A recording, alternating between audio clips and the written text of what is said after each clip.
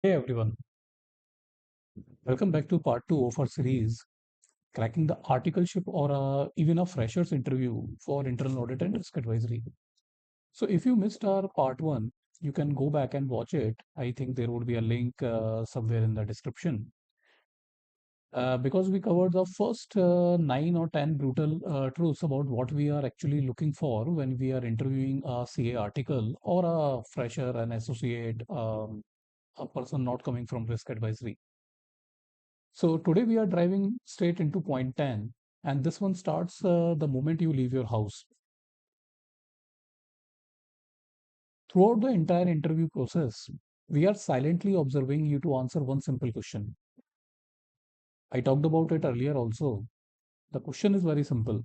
Are you going to be a problem child during your training or employment, or are you going to be an asset?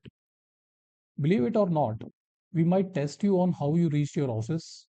Were you on time? Or better yet, were you early? And once you arrived, did you have the patience to wait for your turn without getting restless or annoyed? You might think, why does my commute matter to my audit skills?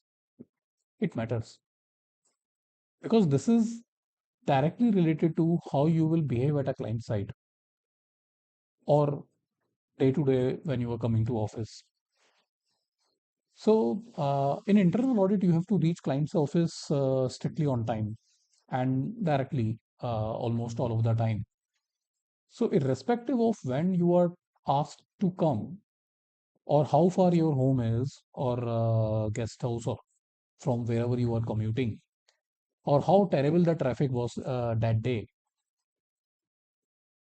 it is important that you strictly reach office on time. And today, when you are coming for an interview, which is deciding your life, or at least a short future of it, if you are not in your best behavior today, what we are going to expect once you join office, once you are inside. So we are comparing your behavior today with what it is going to be tomorrow, which is a standard for all interviews.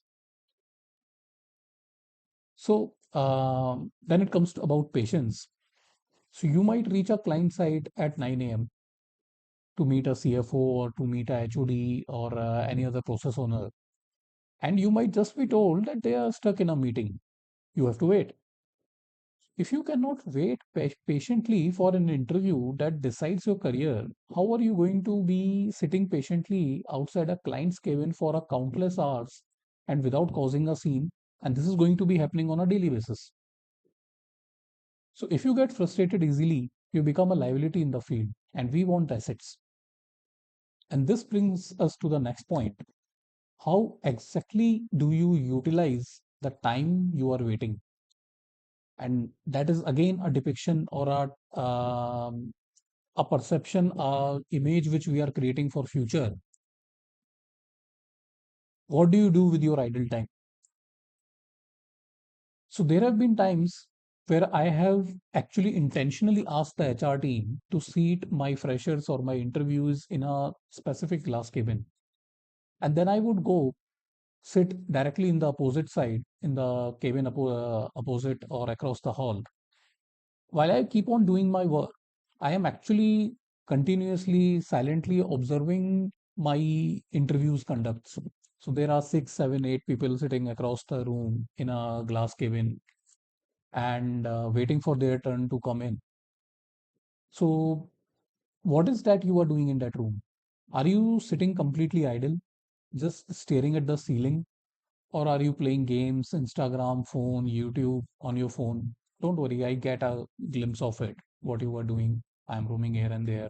My HR guys are roaming here and there. My teammates are roaming here and there.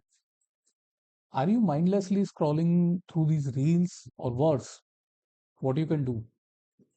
Are you complaining and bitching to the person next to you about how long the day is and how long the interview process is going to take? If you are complaining in the waiting room, you are almost rejected. We don't need that negative energy spreading through my audit team. So, what should you be doing? We want to see how you handle the dead time. In internal audit, what happens is we spend maybe 30%, 35% of our time in actual audit work. But remaining 60-65% of the time, we are actually following up with the clients. We are waiting for responses to come in. We are waiting for the some data or requirements to come in. So it is important that how do we handle that idle time? We are supposed to we are consulting the client on process efficiency. So we also expect our team to be handling their time much efficiently and not letting it idle. So in that specific interview room, what you should be doing is, are you taking a moment to observe your environment, understand the corporate culture, looking around? Maybe not, I'm not asking that you may be wandering around my office, but at least in the foyer area, you are talking to people, you are understanding what, where, how the company is. Maybe if you have an access to cafeteria, you could be talking to some people. Are you introducing yourself, getting to know your peers? Do you understand who all are sitting in that room with you? Are you quickly revising some notes, reading some latest industry news? So the moment you walk through those glass doors, the interview has actually started. Your posture, your conduct, how you manage your idle time, how are you interacting with my receptionist, my guard, my HR. Before I even start asking you any technical or I start personally interacting with you, how you interact with the complete environment of my office, it is very important, and I am noting that. Somebody is noting that. Even if I'm not doing it, HR is doing it. Then once you start, there is a standard question which most of the people ask. It is for freshers, it is for other levels also. Very common one. Why do you want to join us? In your case, and especially when you are working or trying to join a large firm, it is answer is very cliche and very simple, old school answer. Um, you can obviously use your own one, but a very simple answer if you are interviewing for a large firm, you want to learn from the best in the industry. If you are you want exposure to the biggest, most complex clients, which obviously are not available at the smaller firms, much smaller firm, one man CA firms. Best clients are not available there. Large listed clients, 10,000 crores, 1 lakh crores, 4 lakhs crores. Those clients are not available with the one man company CA firms. So the answer is very perfect and simple, respectful, easy to handle. You are here to learn from the best clients, exposure to the biggest and the most complex clients. Simple.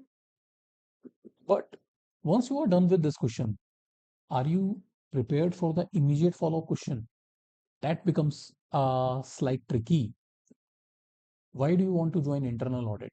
What do you know about internal audit that you want to join internal audit? Why not statutory audit? Why not something else? So let's be brutally honest with you. As a fresher, you might actually not even know what internal audit is yet. It is incredibly hard to give an answer that sounds genuine and fits well and everyone. But I'm going to make life simple for you. I'm going to tell you why I love internal audit.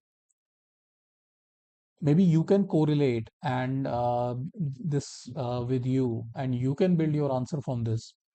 And you can even decide, frankly, that whether you want to come into this direction or not. So I'm for me, internal audit is not just a profession; it is a way of life. This is what I've been telling my team also in all the guidance session, all the teaching sessions, educational discussions I have been having with my audience or and my teams at times. Internal audit is a way of life, and internal audit is a process of continuous improvement that originates from within internal, right? Think about it. As humans, we review our lives, our own daily lives, right? We analyze our habits. We are following our whether we are following any ethical practices, and how do we figure out how to make our lives more efficient and achieve our goals. Being able to do that kind of self diagnosis is basically the art of internal audit.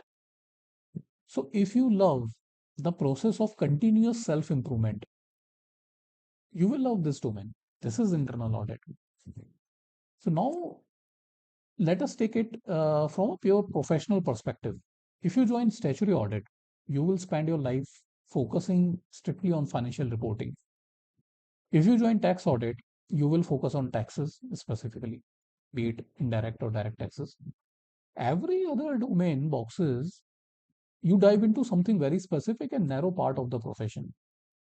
By the time you finish your articleship, you don't know anything else. And now, once you have become you have qualified, you have to make a choice. Now, you finally have to make a choice that whether you, which direction or which domain you want to choose. But you don't know of any other domain. You don't know about taxes if you are working in stat. If you don't know about M&A if you are working in tax. So how do you decide when you don't even know, when you don't you haven't even touched these other domains. You don't know how corporates work in the other side of these things. But in internal audit, we learn and we touch upon on all of these aspects. And sometimes, from process point of view, we are much more in depth, which as compared to these people specializing in these domains. When we are talking about the process of it, so we review taxes, we review financial reporting, we review mergers and acquisition, ESG, heavy plant operation, complex supply chain, corporate strategy, compliances. We get to touch every single vein of the organization and find process gaps in all of these. And remember, all of these are specialists who are doing these work, and we might not be able to compete or compare with them in terms of the specific high technical knowledge of these domains, but we understand the process gaps much better than them. What these guys in every other domain, what are they doing wrong? That we are able to diagnose. And while you are diagnosing this, you understand their systems much more in depth. And this creates a different path for you. It gives you options because we understand the entire business, not just these different domains for a chartered accountant. You understand the different domains from a business point of view. As I mentioned, we understand supply chain, operations, logistics, plant operations, maintenance, purchase, how purchase works, how sales teams works, even how administrative or even how hospitality function of any company works, which is very insignificant at times, but still how administration works in a company. So you have a perfect layout to become a CEO of future, not just a CFO. Not your knowledge is not restricted to becoming a financial controller or of a CFO. You can actually aspire or plan your path to become a CEO. If you are true to this profession, it teaches you how to run a company, and that is why I would choose internal audit. And now I want to hear from you. Practice it. Why do you want to choose internal audit? Please share your thoughts in the comments. Let us discuss. Let me also understand why people want to choose internal audit, not just because you were thrown in that direction, or whether, or in your case, if it is actually your choice. Now, while there can be endless technical or situational questions, you need to realize one crucial thing. Most of the questions which are asked in any interview are actually coming from the answers you give in the previous ones. So the interview is a very flowing conversation. And I want to add one more specific area you will be likely tested on: industry focus. So we have done internal audit, that is a domain focus. Now we are coming to industry focus. So most large firms do not have one giant generic internal audit department. They have separate teams for separate industries: consumer products, hospitality, oil and gas, financial services, banking, media, healthcare, telecom, infrastructure, and so on. So here is a hack. Try to get a hint from the HR beforehand about which specific industry team you are interviewing for. I would say that that should be your choice. If you don't like any industry, you don't want to soil your clothes in a real estate site, under construction site. If you choose real estate, if you end up being in a real estate, you want a comfort of a AC cabin, then probably infrastructure or real estate is not the right place for you. You want, maybe you want to choose banking and financial sector, or a hospitality sector where you would be confined to a AC cabin of a five-star hotel. So that is a choice which you should make. But if you haven't made that choice and you are just suddenly abruptly at a place and you do not know what industry you are interviewing for, try to get a hint from HR. And once you know, learn a bit about that sector. Read about some basics about the industry leaders, about a few common statistics to help smoothen your answers. And a word of caution: do not just mug up numbers and try to outsmart the manager, the interviewer. You won't be able to do that. Those numbers are just the icing on the cake. And what we are actually really looking at are problem solving capabilities. Mugging up does not help in internal audit. In fact, for almost 2 years, my entire team was hiring based on a realistic case study for a questionnaire. This was when I was working for a Big Four. It was an open book test. You were given a situation, three pages to answer, put your answers to. It was a one-page A4 sheet, where a case study was mentioned, and you were simply asked to write down whatever you observed in that situation. Frankly, even if you found the answer from your mobile, calling up somebody, calling a friend, asking from your fellow sitting across your table, I was okay with that. I just needed someone to solve my things. Resources don't matter today. Resources won't matter when you are actually working with my client. If you can still call somebody, if you can open a book and refer to it, I'm still okay with that, right? So, what was expected for you was to catch basic red flags. Did you notice the cash transaction which crossed the legal threshold? Did you realize that the tax was already included in the MRP and built it on top of it in the scenario in the case study? These small things were hidden in the case study and very simple to see if you have that inquisitive mind. There were 16 easy and two difficult observations embedded in that scenario. And to surprise, we didn't used to get even 4 5 observations from the interviewees. And finally, the point number 14: where you live matters. Often the interviewer will tell you where your tentative clients are located before asking this. But even if they don't, how you answer is critical. A standard answer is just giving your address. I ask, where do you stay? You say Lakshmi Nagar. A better answer would be, sir, I currently stay at X place, but I'm completely open to shifting to a PG or renting a place nearer to the client or an office location to make my working hours more efficiently. It will help my studies, it will help my client, and it will help me manage everything, reducing the wastages, reducing the time wastages in travel. That shows you are prioritizing the work over your comfort zone and you still remember your studies and other priorities. I cannot stress this enough. At the end of the day, despite all the questions we asked, the true parameters you are being judged are these five things: your flexibility, your ability to handle stress, your resourcefulness, presentability, and a solution oriented mindset. With this, I'll end today's session. I hope that I didn't bore you for these 20 minutes. These series intend to help you brush up yourself before facing the interviewers. Instead of just preparing a scripted answers openly available over LinkedIn and many other platforms, whether people who haven't themselves uh, been on the other side of the table are telling people these are the questions you need to prepare for. If you go in there and present a version of yourself that you aren't, I promise you will get trapped later. So be honest, be genuine, be a problem solver, and best of luck for you for your interviews. Stay vigilant, and I'll see you in the next video.